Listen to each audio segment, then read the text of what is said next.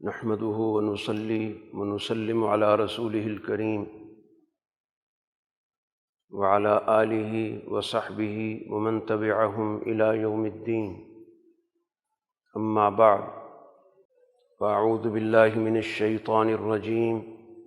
بسم الله الرحمن الرحيم. تلك الدار الآخرة نجعلها للذين لا يريدون علوا في الأرض ولا فسادا والعاقبة للمتقين. صدق اللہ العظیم. محترم حاضرین مجلس اور میرے عزیز دوستو، اللہ تعالیٰ نے انسانی زندگی کے دو مراحل بتائے ہیں. ایک مرحلہ اس دنیا کی زندگی کا ہے اور دوسرا مرحلہ اس دنیا کے بعد آخرت کی زندگی کی صورت میں. یہ دونوں مراحل یا دونوں زندگیاں یہ آپس میں ایک دوسرے کے ساتھ مربوط ہیں. آخرت کا جہان جس کی تفصیلات ہمیں دین بتاتا ہے کہ وہ جہان ابدیت رکھتا ہے، یعنی وہ جہان ہمیشہ ہمیشہ کا ہے، اور اس جہان کی کامیابی وہ ابدی کامیابی ہے، اور اس جہان کی ناکامی ہمیشہ کی ناکامی ہے. تو اس جہان کی کامیابی کا دار و مدار کس چیز پر، کہاں سے وہ کامیابی حاصل ہو سکتی ہے، کن لوگوں کو حاصل ہوتی ہے، کس طریقے سے حاصل ہوتی ہے، یہی تفصیلات دنیا میں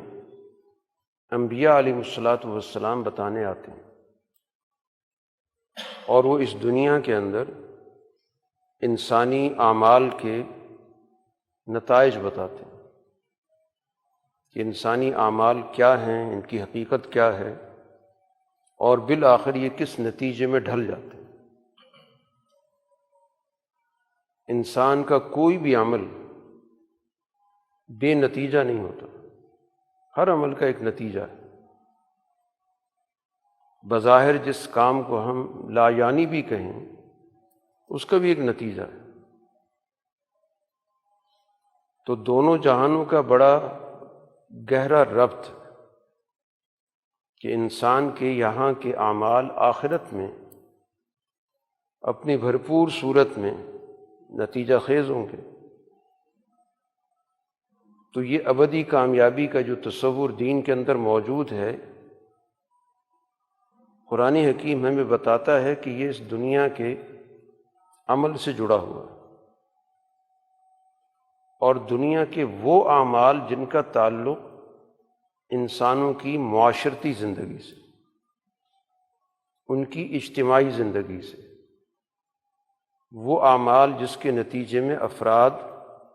ایک دوسرے کو متاثر کرتے ہیں، جن کی اچھائی دوسروں کو فائدہ دیتی ہے اور جن کی خرابی سے دوسرے لوگ خسارے میں جاتے ہیں. تو یہ دونوں جہان ایک دوسرے کے ساتھ جڑے ہوئے ہیں، کیونکہ ایک انسان کی جو زندگی ہے وہ ناقابل تقسیم ہے. جو انسان دنیا میں اللہ نے تخلیق کر دیا، اس کی جو تخلیق ہے وہ کبھی بھی ختم نہیں ہوتی، مراحل بدل لیتی ہے، ایک دور سے دوسرے دور میں چلی جاتی ہے. عام طور پر اس کو ہم فنا کہہ دیتے ہیں، لیکن ان معنوں میں فنا نہیں ہوتا کہ اس کا قصہ ختم ہو گیا، اب وہ قصہ پارینہ ہو گیا، اس کے کوئی نتائج نہیں ہیں. ایسا نہیں. اس لیے انسان اپنے وجود کے اعتبار سے تو حادث ہے، نیا ہے، اس سے پہلے نہیں تھا، لیکن جب وجود میں آ جاتا ہے تو پھر وہ ہمیشہ رہتا ہے۔ اس دنیا کی زندگی مکمل کرتا ہے، اگلی زندگی اس کی شروع ہو جاتی ہے، اگرچہ اس زندگی کی حقیقت ہمیں معلوم نہیں ہے، لیکن انسانی عقل اسی بات کا تقاضا کرتی ہے کہ اس انسان کی زندگی کے اس دنیا کے بھرپور نتائج ظاہر ہونے چاہیے، اور وہ مکمل نتائج اس دنیا میں ظاہر ہوتے نہیں،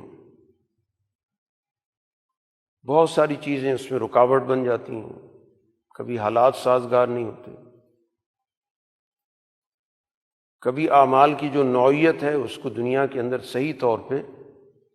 جانچا نہیں جا سکتا۔ تو انسانی عقل بھی کہتی ہے کہ کوئی ایسا پیمانہ ہو کہ جس کے نتیجے میں ایک انسان کا ہر عمل اس کو ہر لحاظ سے دیکھا جائے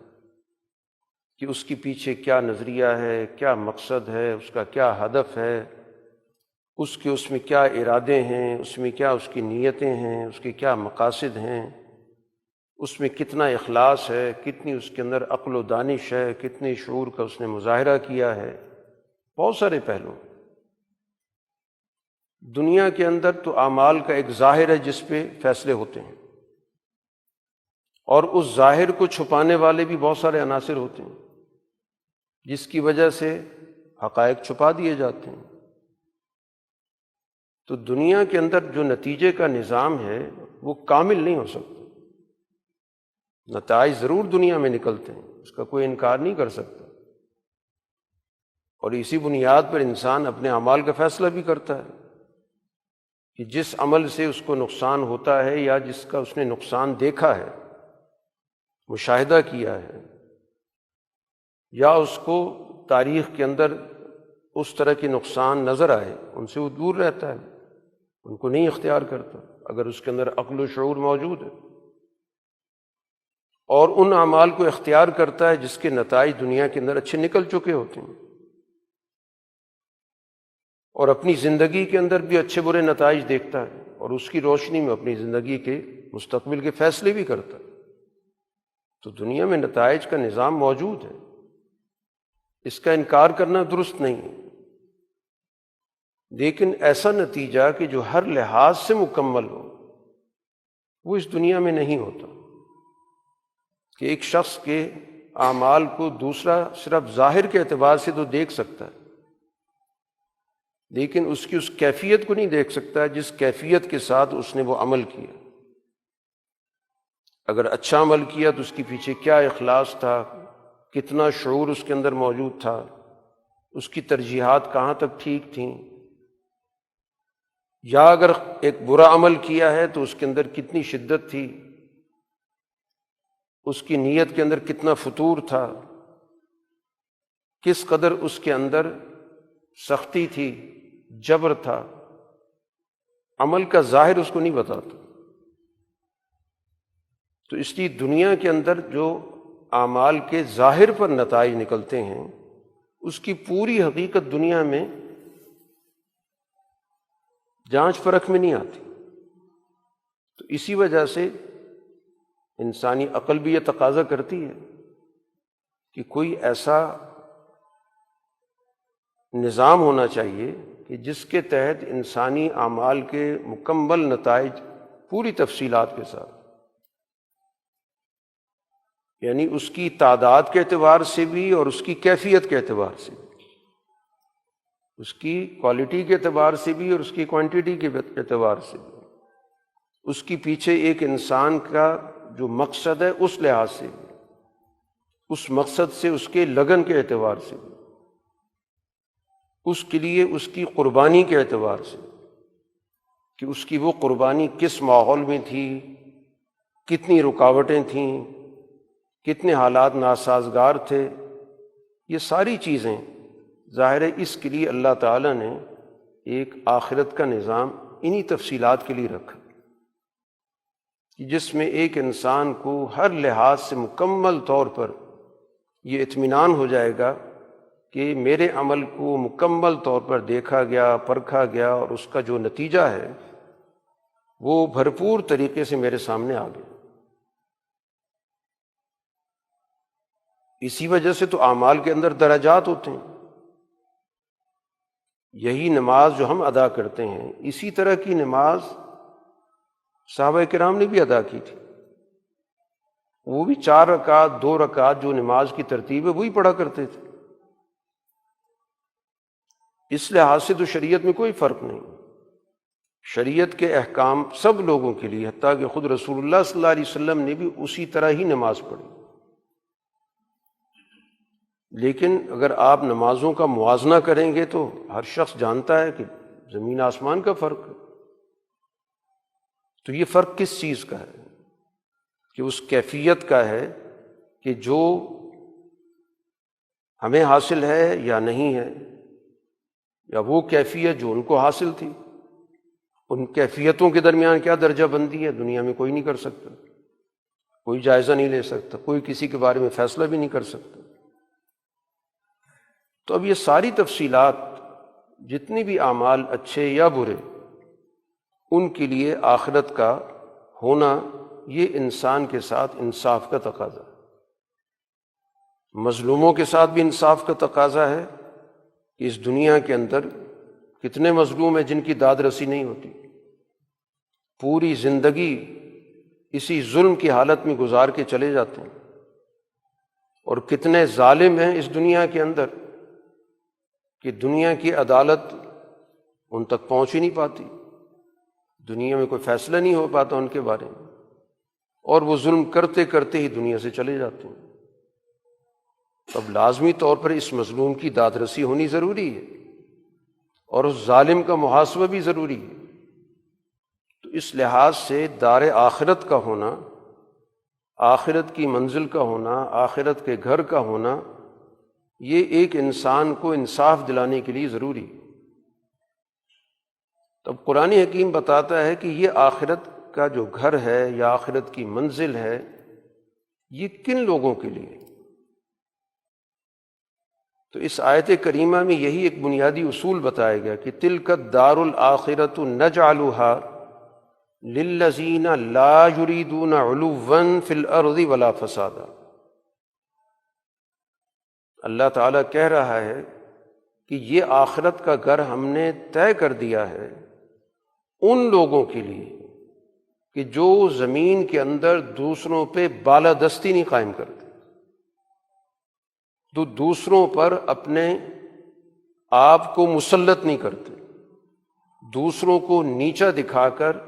اپنی بڑائی، اپنی برتری ان پہ نہیں جماتے۔ اور قرآن حکیم نے یہ آیت جہاں پہ ذکر کی ہے، اس سے پہلے قرآن نے ان کرداروں کا ذکر کیا جنہوں نے دنیا کے اندر جبر کیا، دنیا کے اندر اپنی دھونس جمائی، اپنی برتری جمائی، دوسرے لوگوں کو نیچا دکھایا، طبقات قائم کیے، لوگوں کو کمزور کیا، غلام بنایا، اپنے اختیارات کا ان کے اوپر تسلط قائم کیا، لوگوں کی زندگیوں سے کھیلے، اور اپنے مال و دولت کا اس دنیا کے اندر انہوں نے لوگوں پر رعب قائم کیا۔ پیچھے قرآن نے ساری وہی چیزیں ذکر کی۔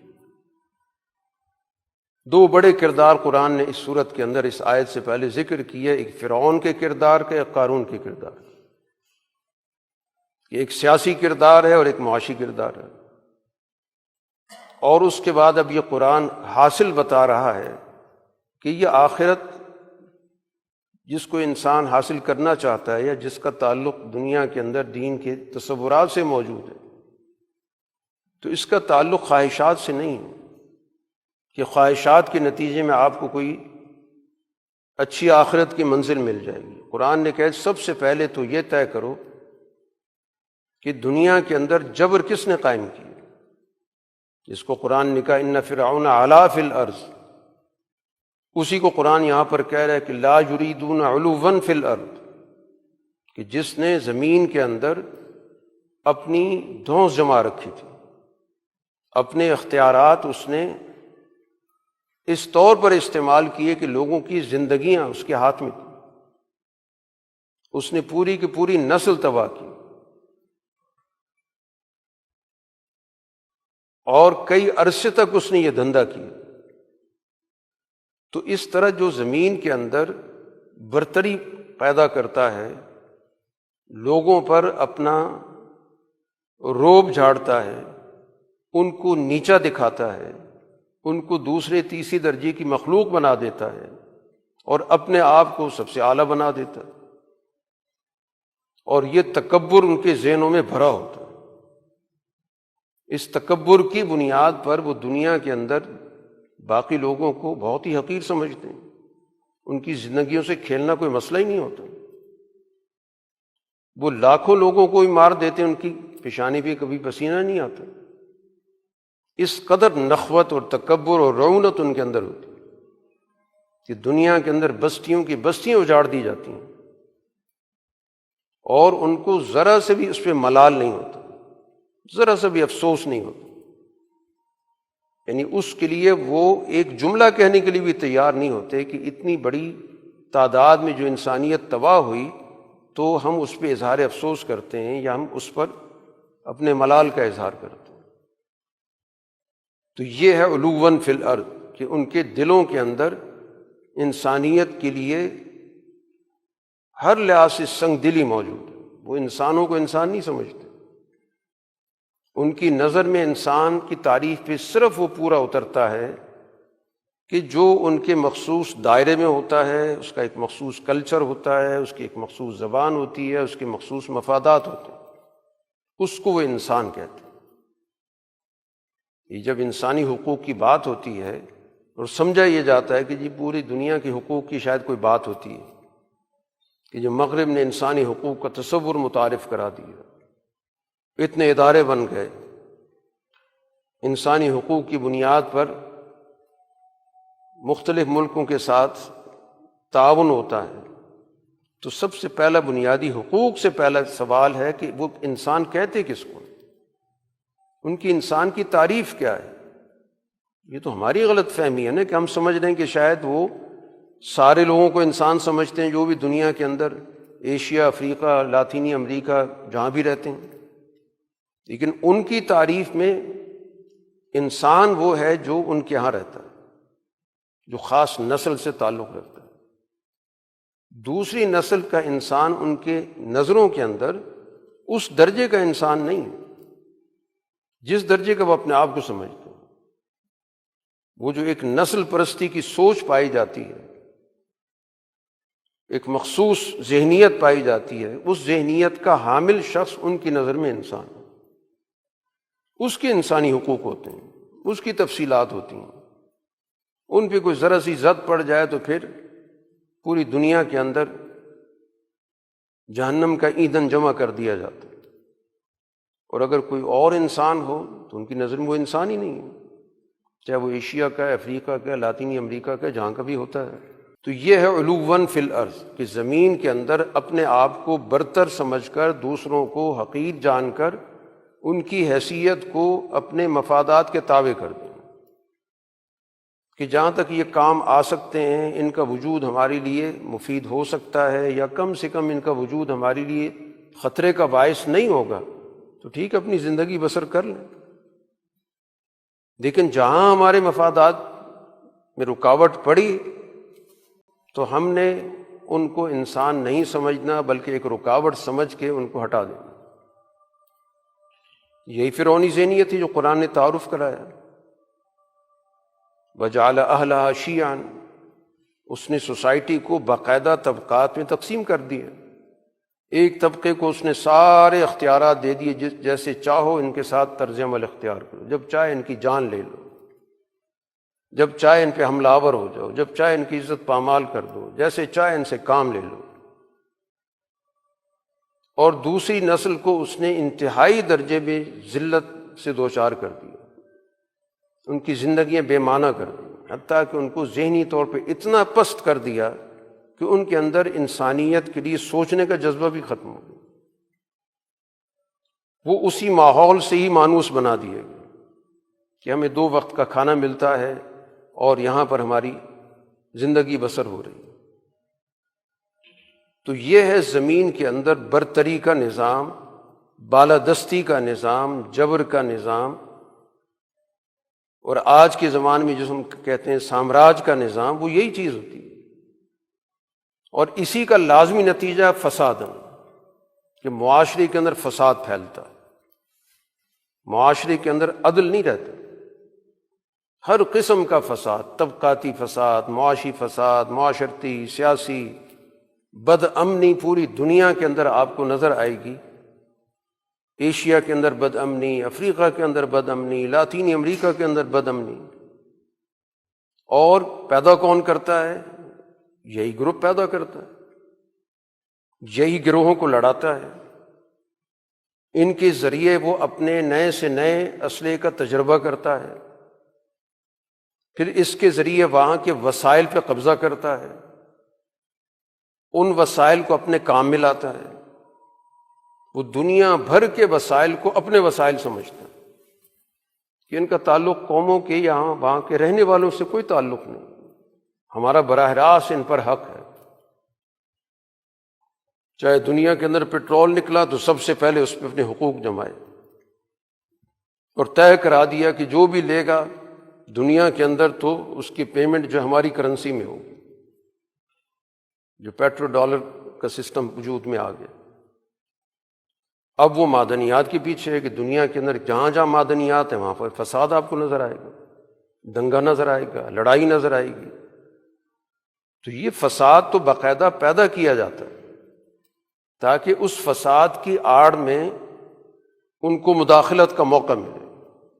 جب کسی علاقے کے لوگوں کے اندر جھگڑے، فساد، دنگا، قتل و غارت ہوتا رہتا ہے تو پھر وہاں پر امن کے نام سے کوئی بھی آ کے بیٹھ جائے، لوگ تھوڑی دیر کے لیے انہیں تسلی ہو جاتی ہے کہ چلے بد امنی تو ختم ہو گئی، امن تو قائم ہو گیا، چاہے جس نے بھی آ کے قائم کیا۔ بد امنی بھی خود پیدا کرتے ہیں اور اس کے بعد امن قائم کرنے کے نام سے بھی وہی لوگ آتے ہیں۔ تو قرآن حکیم نے بنیادی اجتماعی مسئلے کو بنیاد بنایا ہے کہ آخرت کی کامیابی کا تعلق بنیادی طور پر کچھ انفرادی اعمال سے نہیں ہے، اس کا تعلق تو بنیادی طور پر اس چیز سے ہے کہ کیا تم نے دنیا کے اندر برتری کے نظام کے مقابلے پر انسانوں کی برابری کے نظام کو قائم کیا؟ کیا فساد کے مقابلے پر تم نے دنیا کے اندر امن اور عدل کا نظام قائم کیا؟ تو پھر تو تمہارے لیے آخرت ہوگی۔ اور اگر تم اس طرح کے نظام کا حصہ بنے رہے کہ جس کے نتیجے میں دنیا کے اندر گروہیتیں پیدا ہوئیں، نسل پرستی پیدا ہوئی، طبقے وجود میں آئے، ملکوں کے درمیان باقاعدہ ان کی درجہ بندی کی گئی کہ یہ پہلی دنیا کے ملک ہیں، یہ دوسری دنیا کے ملک ہیں، یہ تیسری دنیا کے ملک ہیں، انسانوں کو بھی گویا کہ ہم نے کئی درجات میں تقسیم کی، اور یہ ایسی اصطلاحات سوسائٹی کے اندر جاری کر دی گئیں کہ وہ روزمرہ زندگی کا حصہ بن گئے۔ کبھی ہم ان چیزوں پر غور نہیں کرتے کہ یہ اصطلاحات کس نے بنائی اور کس لیے بنائی۔ ہم کہتے ہیں ہم تیسری دنیا کے ملک ہیں، ہم نے اپنی اس حیثیت کو قبول کیا ہوا کہ کس بنیاد پہ ہم تیسری دنیا کے ملک ہیں، اس کی کیا حقیقت ہے، کس نے ہمارا یہ درجہ متعین کیا، کس نے کہا ہم پہلی دنیا کے لوگ ہیں۔ یعنی پوری دنیا کا جو نظام ہے وہ انہوں نے اصطلاحات بھی اپنی بنا کر ہمیں دے دی، اور ان اصطلاحات کو ہم نے قبول بھی کر لیا۔ ہم نے کبھی اس پہ سوال نہیں اٹھایا، کبھی اس پہ غور نہیں کیا کہ یہ اس کا مطلب ہے کیا، یہ ہمارا تعارف کس بنیاد پہ ہو رہا ہے۔ تو یہ ہے علوا فی الارض ولا فسادا، کہ زمین کے اندر اپنی برتری بالادستی قائم کر کے اور زمین کے اندر فساد پیدا کر دینا، جھگڑا پیدا کر دینا، قوموں کو ایک دوسرے سے لڑا دینا، قوموں کے درمیان مسائل پیدا کر دینا، قوموں کے درمیان لائنیں کھینچ کے لڑائیاں شروع کرا دینا، اور اس کی آڑ میں اپنی آمد کے لیے حالات سازگار بنانا کہ یہ امن فوج آ گئی ہے، معاملات کو حل کرے گی۔ غزہ کے اندر دنگا فساد کر اس کے بعد فیصلہ کیا کہ ہم آ کے فیصلہ کریں گے۔ یعنی جو فساد پیدا کرنے والے ہیں وہی معاشرے کے اندر اپنے آپ کو امن کے طور پہ متعارف کراتے ہیں۔ تو اس لیے قرآن حکیم نے اس چیز کو واضح کر دیا کہ جو ہمارا بنیادی تصور آخرت ہے، تو اس تصور آخرت کا تعلق بھی دنیا کے اندر ہماری اجتماعی سوچ، اجتماعی فکر، اجتماعی نظام سے، کہ جیسا معاشرہ بناؤ گے اسی طرح کے نتائج وہاں نکلیں گے۔ یہ نہیں ہو سکتا کہ زمین کے اندر تم فساد مچاتے پھرو، طبقاتی نظام قائم کرتے پھرو، نسل پرستی کو فروغ دو، قتل و غارت کرو، اور پھر کہو جی ہم چند اعمال کی وجہ سے فلاں فلاں ہم نیکیوں کے عمل کرتے ہیں، ہماری جنت ہے، ہماری آخرت ہے۔ قرآن کہتا ہے والعاقبۃ للمتقین، کہ اصل جو انجام ہے خیر کا، بھلائی کا، وہ متقی لوگوں کا۔ اب یہیں سے میں متقی کا معنی بھی سمجھ میں آ جاتا ہے کہ قرآن نے متقی کا ذکر کیا ان دو چیزوں کے مقابلے پر، کہ وہ لوگ جو زمین کے اندر فساد مچا رہے ہیں، جو زمین کے اندر اپنی بالادستی قائم کر رہے ہیں، ان کے مقابلے پر متقی کون ہوگا؟ گویا تقوی کسی ذاتی انفرادی عمل کا، گوشہ نشین ہونے کا، کچھ اعمال اختیار کرنے کا نام نہیں ہے کہ جو ذاتی زندگی کے اندر کچھ اعمال کا اہتمام کرتا ہو۔ تقوی وہ ہوگا کہ جو معاشرے کے اندر انسانوں کے درمیان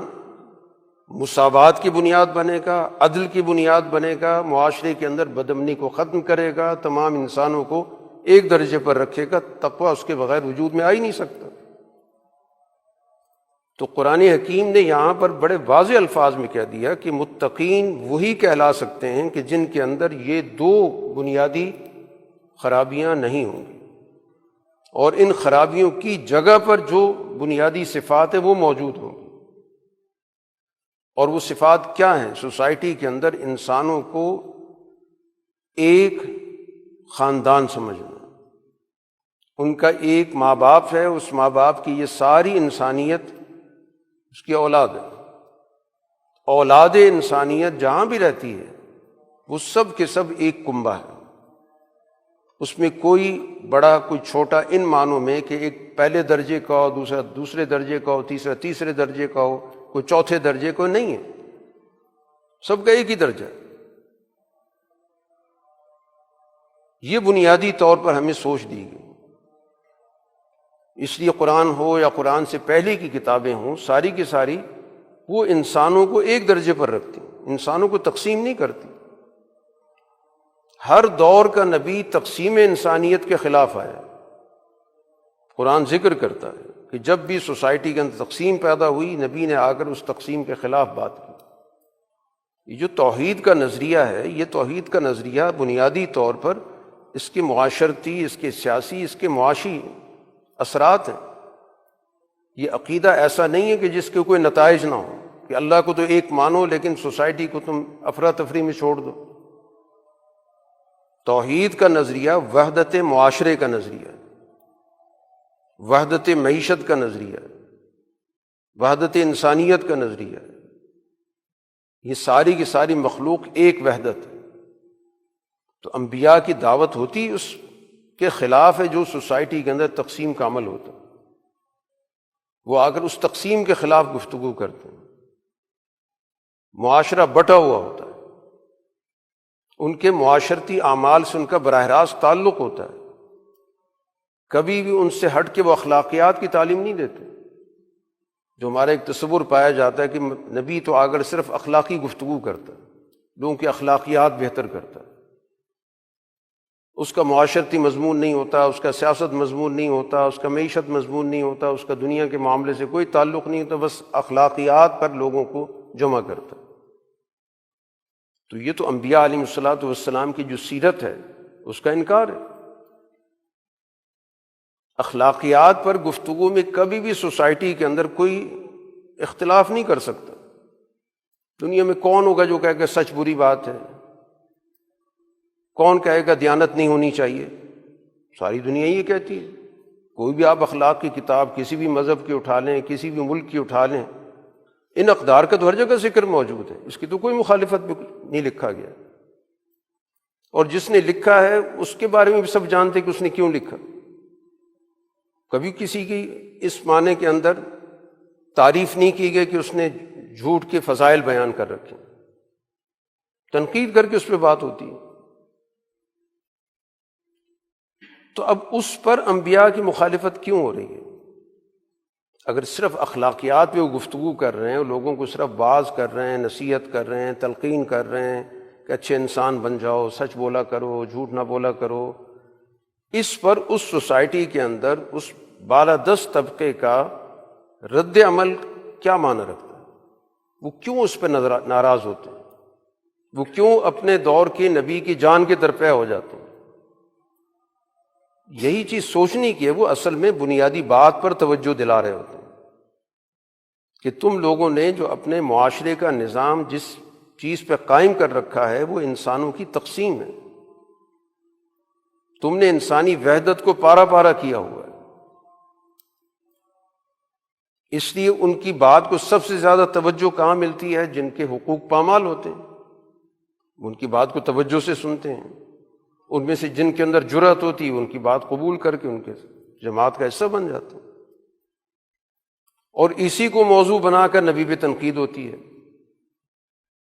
کہ آپ پر تو یہ کمزور لوگ ایمان لے کے آ گئے، ہم ان کی موجودگی میں تو آپ کے ساتھ نہیں چل سکتے، آپ ان کو اپنی جماعت سے نکالیں، پھر آپ ہم پہ اعتماد کریں، ہم آپ کے مشیر بنیں گے، ہم آپ کو اس دنیا کے اندر قیادت پہ فائز کریں گے، ہم آپ کے دست و بازو بنیں گے، آپ ہمیں آگے لے کے چلیں۔ اور نبی کی دعوت یہ ہوتی ہے کہ میں نے سب کو ساتھ لے کر چلنا ہے، میں نے تو یہ دیکھنا ہے کہ بنیادی صلاحیت جو ہے کسی چیز کی وہ کس کے اندر موجود ہے، مجھے اس سے کوئی غرض نہیں کہ اس کا پس منظر کیا ہے۔ تو ہر نبی دنیا کے اندر وہ انسانی وحدت کے لیے ہے، اور اس کے مقابلے پر جو نظام ہوتا ہے وہ انسانوں کی تقسیم کرنے کا ہوتا ہے۔ آپ قوم نوح کا مطالعہ کریں، قوم ہود کا مطالعہ کریں، قوم صالح کا مطالعہ کریں، جس کا بھی قرآن نے ذکر کیا، ابراہیم علیہ السلام کی جدوجہد کا ذکر کیا، موسیٰ علیہ السلام کی جدوجہد کا ذکر کیا، خود قرآن حکیم نے رسول اللہ صلی اللہ علیہ وسلم کی جدوجہد کا ذکر کیا۔ اس لیے قرآن حکیم جب یہ بات کہتا ہے کہ یہ آخرت کی منزل ان لوگوں کے لیے ہے جو زمین کے اندر کسی بھی درجے میں دوسروں پر اپنی دھونس نہیں جماتے، اپنے اختیارات کے ذریعے دوسروں کو نیچا نہیں دکھاتے، اور پھر اس کے نتیجے میں معاشرے کے اندر فساد سے بھی اپنے آپ کو دور رکھتے۔ جیسے اس سے پہلے قرآن حکیم نے قارون کے کردار کا ذکر کیا کہ قارون باوجود اس کے کہ موسیٰ علیہ السلام کی قوم میں سے تھا، لیکن مفاد پرستی یہ تھی کہ فرعون کے نظام کا حصہ بن گیا، اپنی پوری قوم کی غلامی پر اس نے سودا کیا، اور پھر اس نے خوب کمایا، دولت تھی اس کے پاس، اور جب اس کو یاد کرایا گیا کہ یہ دولت جو ہے یہ قوم کی دولت ہے، اس کو ان پہ خرچ ہونا چاہیے، تو جواب کیا ہے کہ انما اوتیت علی علم عندی، یہ تو میرا اپنا اسکل ہے، میری اپنی مہارت ہے، مجھے کمانا آتا ہے، اس لیے کسی کا اس پہ کیا اختیار ہے۔ اور جو کمزور لوگ ہوتے ہیں اس کے کر و فر کو دیکھ کے کہتے کیا دولت ہے، کیا کر و فر ہے، کیا اس کے پاس اسٹیٹس ہے، اور سمجھانے والے اس وقت بھی سمجھاتے ہیں کہ یہ سارا کا سارا ظلم کا پیسہ ہے، جبر کا پیسہ ہے، لوٹ مار کا پیسہ ہے، یہ کوئی کسی بھی درجے کے اندر اس قابل نہیں ہے کہ اس پہ تمہیں رشک آئے، اور جب اس پہ برا وقت آیا، زمین کے اندر دھسا دیا گیا، تو پھر لوگوں کی آنکھیں کھلیں کہ یہ ظلم کا نتیجہ کیا ہوتا ہے۔ تو آج بھی سوسائٹی اسی فرعون و قارون کے گرد گھوم رہی ہے۔ فرعون اور قارون جو قرآن ذکر کرتا ہے وہ شخصیات کا ذکر نہیں کر رہا کہ ایک شخص تھا جو فرعون کہلاتا تھا یا ایک شخص تھا جو قارون تھا، یہ کردار ہے، اور یہ ہر فاسد سوسائٹی کے اندر ہوتے ہیں،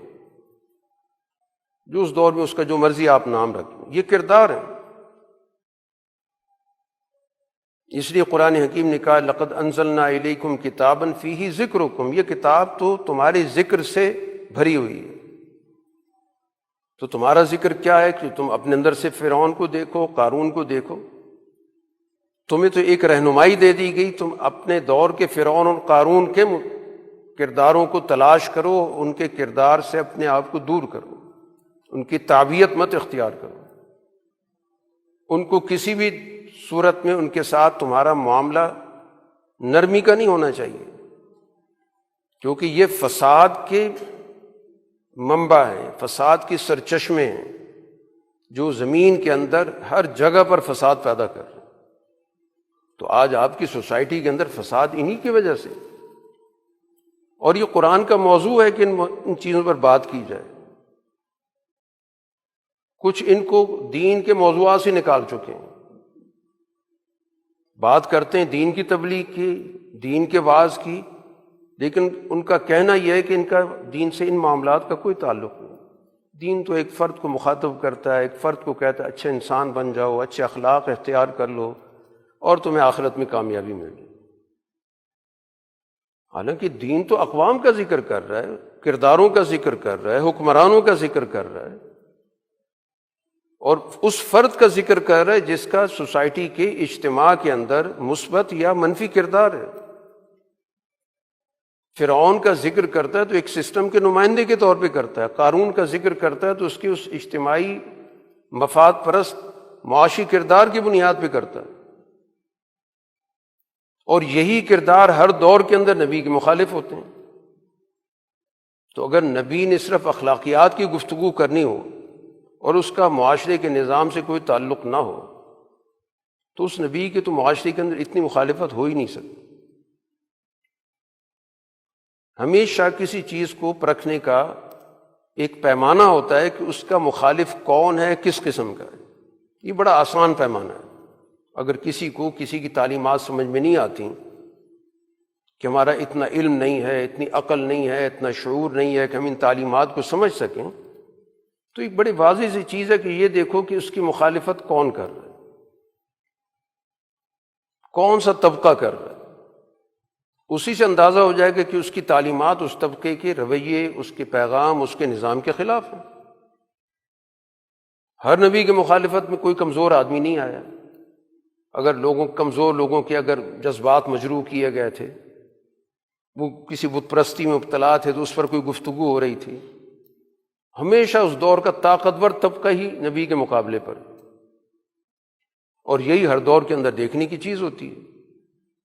کہ اس دور کا جو بھی طاقت رکھنے والا ہے، چاہے سیاست میں ہو، معیشت میں ہو، وہ کن بنیادی افکار و نظریات کا مخالف ہے۔ اسی سے اندازہ ہو جائے گا کہ ان کے مقاصد کیا ہیں۔ تو اس وجہ سے دین کو معاشرے سے جو کاٹ دینے والی سوچ ہے کہ اس کا معاشرے سے کوئی تعلق نہیں، اس کا تعلق صرف فرد سے ہے، تو یہ تو دین کو مسخ کرنے والی بات ہے۔ یہ تو پوری تاریخ کا انکار ہے، جو انبیاء کی تاریخ ہے یا اسلام کی تاریخ ہے، یہ خود ساختہ سوچ ہے۔ اس سوچ کے تحت آپ کی ہر جگہ پذیرائی ہو سکتی ہے۔ کسی بھی ملک میں چلے جائیں، آپ کہیں جو ہم تو صرف دیانت کی، امانت کی بات کرتے ہیں اور ان کو بتاتے ہیں کہ تمہاری آخرت جو ہے تم کن چیزوں سے برباد ہوتی ہے، کن چیزوں سے صحیح ہوتی ہے، ہمیں دنیا سے کوئی لینا دینا نہیں۔ تو ظاہر اس فکر کی ہر جگہ پذیرائی ہوئی، اچھی بات ہے، یہ لوگوں کو ذہنی طور پر معاشرتی معاملات سے علیحدہ کر رہے ہیں اور ان کو اپنی ذات کی فکر میں ڈال کر اور ان کو آخرت کی باتیں سمجھا رہے ہیں جن سے ہمارا کوئی تعلق نہیں۔ ہمارا تعلق تو دنیا سے ہے۔ دنیا کے معاملات میں ہمارے لیے رکاوٹ نہ بنے بلکہ سازگار بنے تو ہم ان کو ساری سہولتیں بھی دیں گے، ان کو گفتگو کے مواقع بھی دیں گے، ان کو چینل بھی کھول دیں گے، ان کی دنیا کے اندر پذیرائی بھی کروائیں گے، ان کا ایوارڈ بھی دلوا دیں گے۔ تو اس وجہ سے گویا کہ ہمیں کسی بھی دعوت کا موازنہ کرنا ہے انبیاء علیہ الصلوۃ والسلام کی دعوت اور جدوجہد کے تناظر میں، کہ انہوں نے دعوت دی تو اس کے کیا نتائج نکلے، ان کا کون مخالف تھا۔ اعلان نبوت سے پہلے ان کے بارے میں لوگوں کی رائے شخصی طور پر بہت اعلیٰ ہے، شخصی طور پر ان سے رہنمائی بھی لیتے ہیں۔ وہی شخصیت جب معاشرے کے موضوع پر بات کرتی ہے، نظام کے موضوع پر بات کرتی ہے، کمزور لوگوں کے حقوق کی بات کرتی ہے، وہی لوگ جو کل تک تعریف کر رہے تھے، فیصلے ان سے کرواتے تھے، وہی سب سے پہلے مخالف ہوتے ہیں۔ تو اس وجہ سے گویا ہمیں اس بات کو سمجھنا ہے جو قرآن حکیم نے ایک بنیادی رہنمائی دی کہ تلک الدار الآخرۃ نجعلها للذین لا یریدون علوا فی الارض ولا فسادا، کہ یہ آخرت کا گھر ہم نے ان لوگوں کے لیے طے کیا ہے جو زمین کے اندر کسی بھی درجے میں دوسروں پر برتری نہیں جماتے، اپنی بالادستی قائم نہیں کرتے، نہ فساد مچاتے۔ یہ گھر ان کا ہے۔ اور وہ کون ہے؟ والعاقبۃ للمتقین، وہ متقی جماعت ہے۔ تو متقی کا تعلق بھی اجتماع سے ہے کہ جو اجتماع کے اندر عدل قائم کرنے کی جدوجہد کرے گا، جو معاشرے کے اندر فساد کو مٹانے کی جدوجہد کرے گا، اور اس کو اللہ تعالیٰ کی مشن کے طور پر، اللہ تعالیٰ کی طرف سے بھیجی گئی شریعت کے تقاضے کے طور پہ قبول کرے گا۔ یہ اللہ کا مشن ہے، اس کے نبی کا مشن ہے،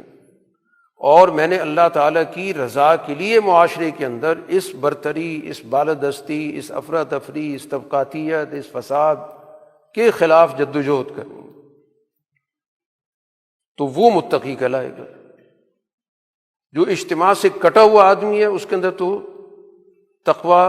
کوئی شخصی طور پر کسی درجے کے اندر ہو تو ہو۔ قرآن کی نظر میں متقی وہ ہے کہ جس کے اندر ان دو بنیادی رویوں، دو بنیادی افکار کے خلاف اجتماعی جدوجہد کا نظریہ ہو۔ اور یہی اسی سے سمجھ میں آ گیا کہ قرآن اس متقی جماعت کے لیے اس قرآن کو بطور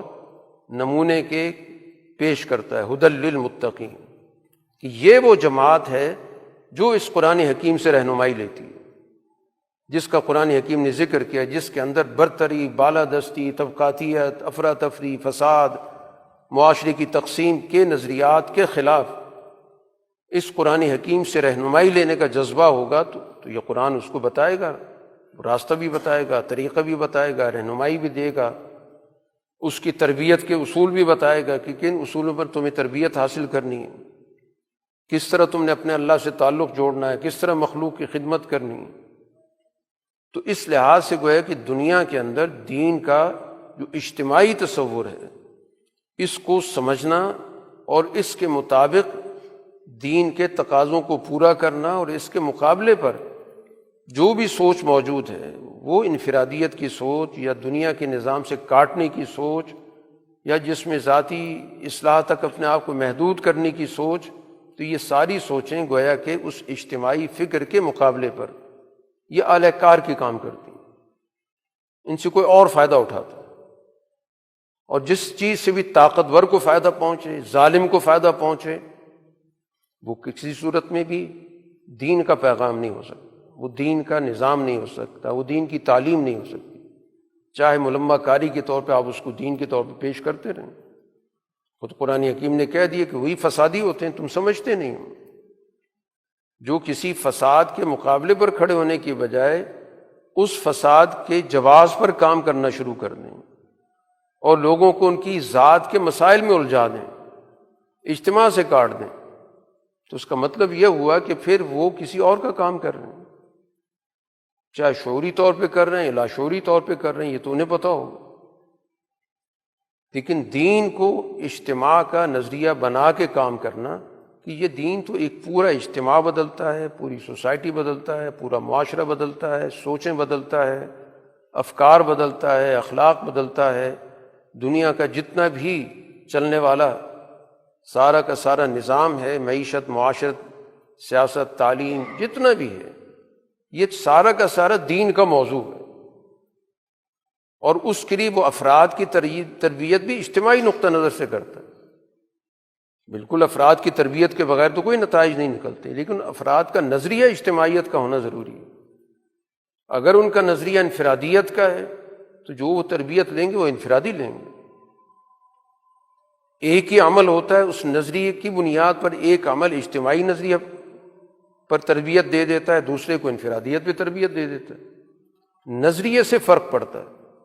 عمل بذات خود کسی نظریے کی رہنمائی نہیں کرتا۔ نظریہ انفرادیت کا ہوگا، آپ کسی بھی عمل سے انفرادی نتائج لیں گے، چاہے بظاہر آپ اجتماع میں بیٹھیں گے۔ اگر اجتماع کا نظریہ موجود ہے تو آپ انفرادی عمل سے بھی وہ کام لیں گے، نتیجہ خیز ہوگا اجتماع کے لیے۔ تو اس لیے ہمیں انبیاء کی سیرت کا مطالعہ کرنا ہے، وہاں سے رہنمائی لینی ہے، اور اس دور کی جو بھی انبیاء کی جد و جہد ہے اس کے مطالعے سے ہمیں اچھے برے کا پتہ چلے گا کہ انبیاء کے مقابلے پر کون لوگ ہوتے ہیں، کون سی اجتماعیت ہوتی ہے، کون سا نظام ہوتا ہے، اور انبیاء کا کردار کیا ہوتا ہے۔ تو اس وجہ سے یہ آخرت کا تصور قرآن نے واضح طور پر جوڑ دیا ہے دنیا کے اندر برتری، بالادستی اور فساد کے نظام کے خلاف جدوجہد کرنے سے۔ اسی کو قرآن تقوی سے تعبیر کیا۔ اللہ تعالی ہمیں صحیح طور پر دین کو سمجھنے کی اور قرآن کی فکر سے مستفید ہونے کی توفیق عطا فرمائے۔ وآخر دعوانا الحمد للہ رب العالمین۔